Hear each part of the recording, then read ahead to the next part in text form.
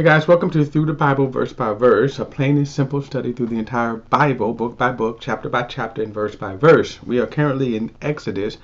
We're going to pick it up in chapter 35. Now let me also say this, that the next several chapters and going into the book of Leviticus are chapters that are very, I'm going to say,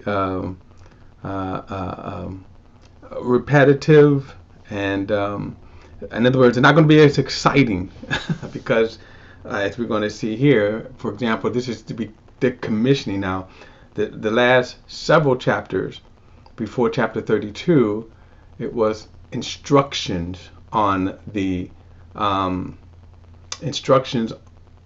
preparing the tabernacle. And so these chapters are the actual, now they're going to actually prepare them. So like I said, they're not as exciting, they're kind of repetitive. So we're going to kind of speed through them. And then I also want to prepare you that when we get into the Leviticus, it is going to be even more repetitive. But we'll cross that bridge when we get there. This is chapter 35. And as I said, I'm just going to read through some of them. And you will see what I mean from here, really from here to the end of the book, from the chapters 35 to 40. It is they're preparing. They're going to be they're preparing, actually making up the tents and the utensils and all the things for the tent. So this is what these chapters are really devoted for. And then the 40th chapter will be, in a sense, God commissioning the actual tabernacle. Now keep this in mind that the tabernacle was a tent, a large tent. It was a portable tent. And they would kind of use this until they would build the temple. From this perspective, some 400 years, almost 400, I think it's 480 years later. Okay. Now, what also should be kind of note is that you will note that the first institution that God established in the nation of Israel is a place of worship. I'll get into that later. So verse 35, verse 1 says, Moses assembled the entire Israelite community and said to them, These are the things the Lord has commanded you to do. For 6 days work is to be done, but on the seventh day you are to have a holy day. Now the word holy, by the way, simply means set apart. Understand the word, we use the term more piously. Holiness, and as it applies to God, simply means it is set apart and dedicated only for God. Now, because of that, that makes it clean, pure, righteous, so forth and so on. The word itself, in other words, you could use the word, like I could say, this space that you see in behind me is a holy place for me. Now, we don't use that term because the word has become too religious. We can say it is too associated with God. So no, I wouldn't use that term, but I certainly could, because this space is set apart for me to do these tapings. So it's kind of the simple meaning of the word. Now, as it applies to God, you remember we go all the way back. You had the burning bush experience, right? Moses sees this. When God appears to Moses through the burning bush, Moses sees the bush, and as he approaches the bush, God speaks to him out of the bush and says, Take off your sandals, for the ground that you are standing on is holy. Well, it was dirt. So in other words, for that moment, that dirt was set apart for God. And what God was conditioning Moses is that you do not treat the things of God common. You do not treat the things of God as you would any other, even religious, especially religious. And so we use the word holy now more as it is attributed to God. All right. Verse 3, verse 6, for 6 days work is to be done, but on the seventh day you are to have a holy day, a Sabbath of complete rest to the Lord. Anyone who does work on it must be executed. So we see now the institution. He's repeating this command as an ordinance of the law. We've heard these things several times. He says, anyone who does work must be executed. Do not light a fire in any of your homes on the Sabbath day. So the work is very specific. In other words, how he's defining work.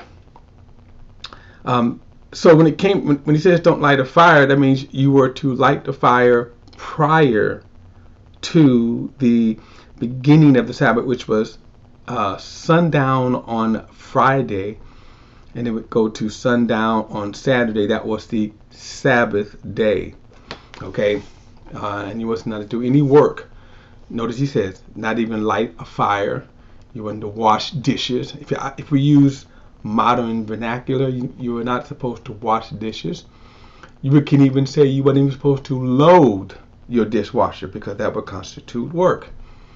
Okay, so the only thing that you could do is prepare the food. So like, for example, let's say in our modern day here, you would store food in Tupperware, and then you would eat from the Tupperware and maybe set the table. Now, even setting the table could be, is it work if you're setting the table? But anyway, he says, then Moses said to the entire Israelite community, this is what the Lord has commanded.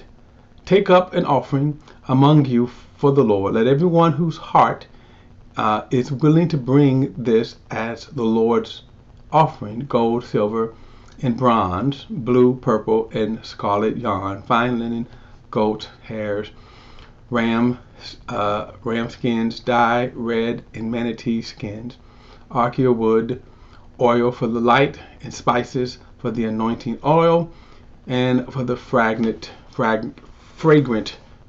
incense, and ox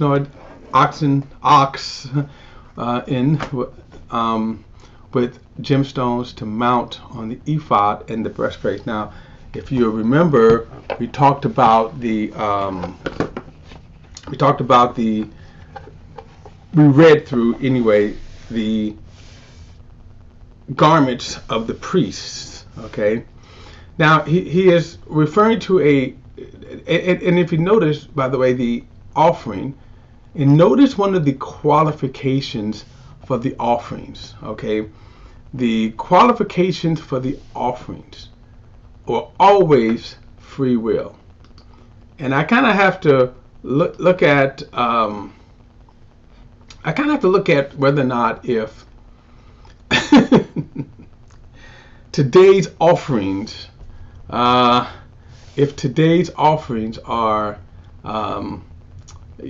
meeting that criteria. All right, if today's offerings are meeting that criteria, that is, are we saying that these offerings are of free will, that how ministers do that? But I do digress. Verse 10 says, let the skilled craftsmen among you come and make everything that the Lord has commanded, the tabernacle, its tent, its covering, its claps, its pranks, its crossbars, its posts, its base, the ark with its posts, the mercy seat, and the veil of the screen, the tabernacle table with the poles, all its utensils, and the bread of the presence, the lampstand for the light with its utensils, and lamps with, as well as the oil for the light, the altar for the incense with its poles, the anointing oil, the fragrant incense, the entryway screen for the entrance of the tabernacle, the altar, a burnt offering with its bronze gates, its poles, and all of its utensils, the base with its stand, the hanging of the courtyards, its post, its base, and the screen for the gate of the courtyard, the tent pegs for the tabernacle, and the tent pegs for the courtyard, along with their ropes, and specially woven garments for the ministering of the sanctuary. This is for the priest. The holy garments for the Aaron and the priest, and the garments for his sons to serve as priests. So these were all of sort of the makings of the tabernacle. Okay, these were the makings of the tabernacle. And by the way, what is interesting, God, in making this, notice he did not say go to the local craftsmen, go to the local people to make these things. And if you're getting ready to see here, God is going to anoint, he's going to give certain people wisdom and skill to make the garments and all of the materials for the tent.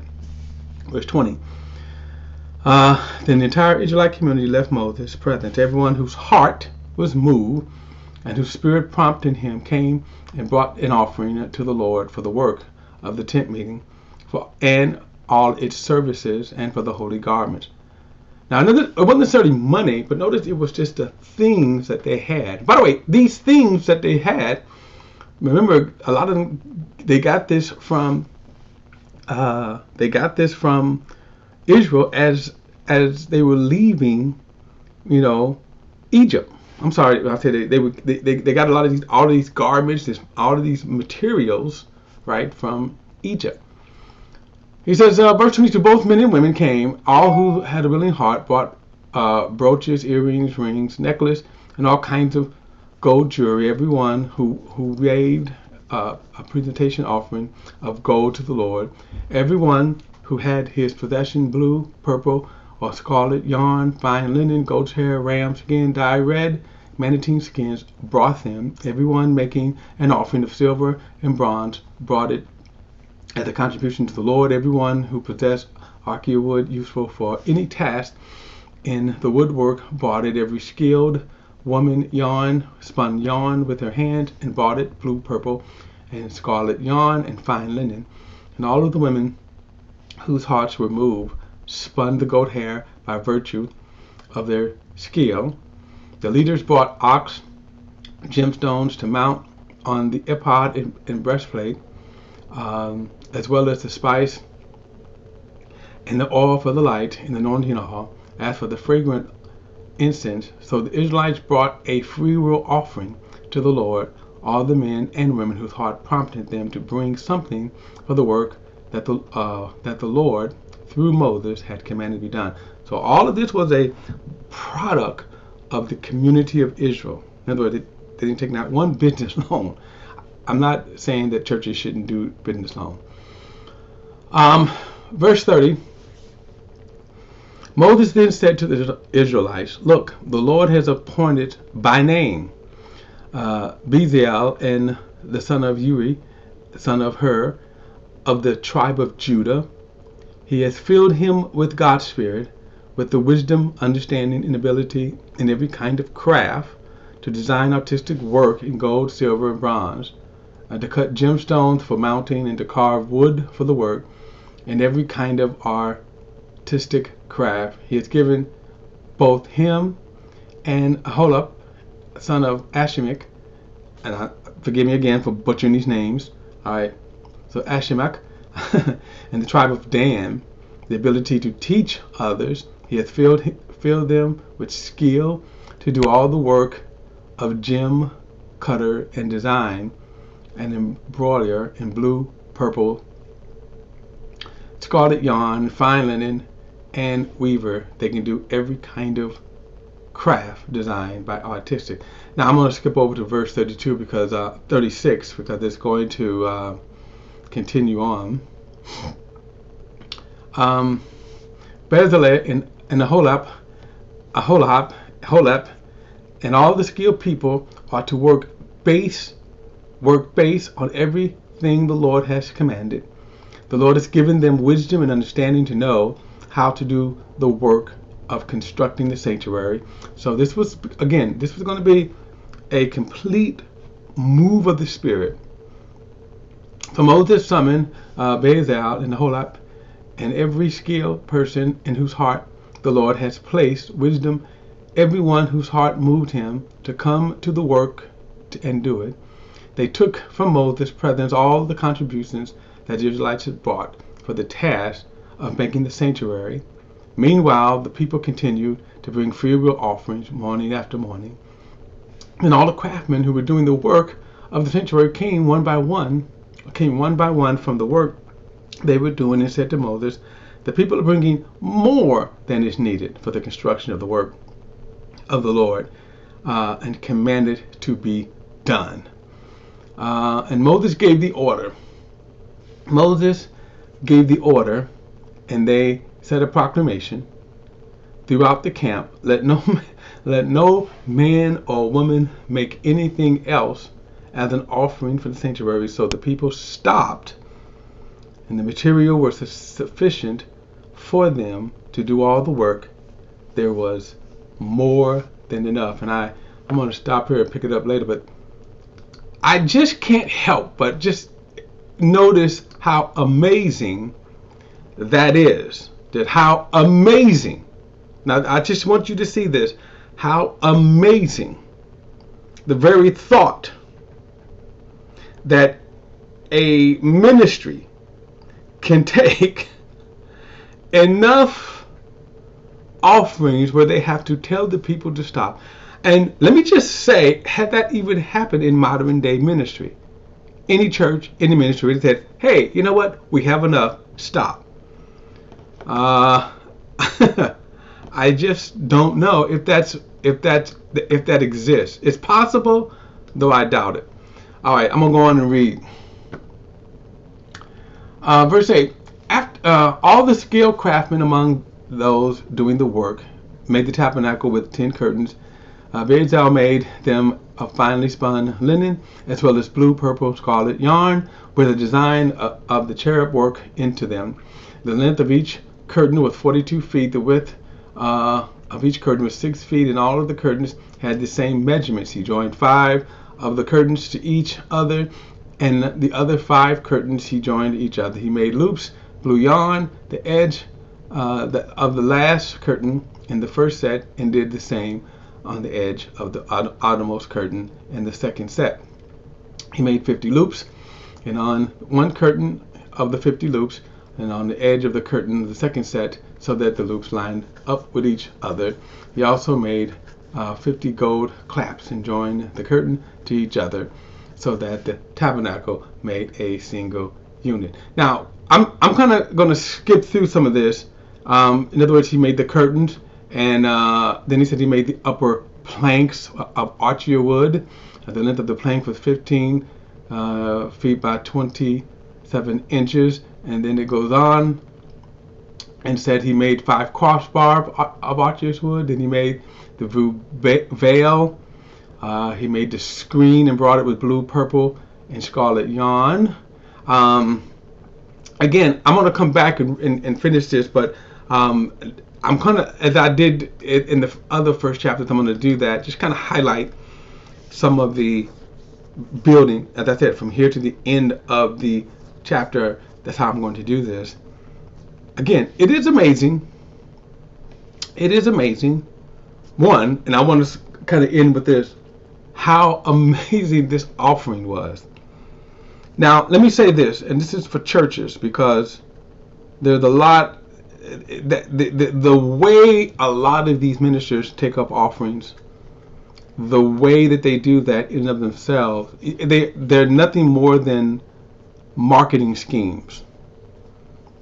And what happens so many times is the ministers that get on television and radio, which are extremely expensive mediums, and so let's say whether God tells them or not, it becomes demanding because you have to pay. And so the thirst for growth calls them to again, do whatever they need to stay on. So they come up with these gimmicks, like if you know, anything for just outright lies, schemes, the selling of art, of merchandise. See, all of that, even when you see their television ministries, how they will break through, they will stop the ministry of the word, and promote their materials, promote their merchandise, promote their books, promote where they're going to be. All of that is to get people to give. And one of the reasons why this example here was so great, because first it starts off with, remember, they're teaching the people, and that's what prompted their hearts to be motivated to give. Much more can be said about that. And we'll get other examples of when people gave because they were taught the Word of God. And that's what pastors and these television ministers could learn today. All right, guys, I'm going to pick it up. And And where am I going to be at next time? In chapter 37? 35. Yeah, chapter 37 next time. I'll see you then.